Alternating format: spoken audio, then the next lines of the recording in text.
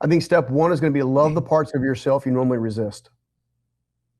So what I mean by that is every last one of us has parts of ourselves, layers, if you will, that we're not proud of, we're not happy with. Maybe we react a certain way repeatedly and it's a behavior pattern, and that because of that, we feel a little bit of shame. And so in order to love parts of yourself you normally resist, you have to begin to accept the parts of yourself you want to resist. And you can pull these things together. Inevitably what happens is love overtakes the parts of you that are always scared, because resistance always comes from fear.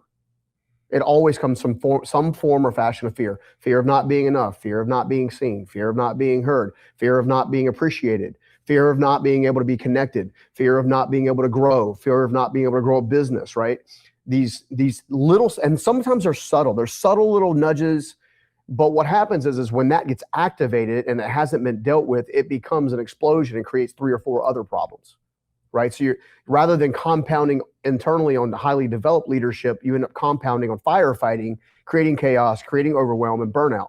Most of us stay burnt out and overwhelmed, not because there's a lot on our plate, but instead because our nervous system hasn't dealt with the fact about the subconscious program that's trying to drive the insecurities that are there.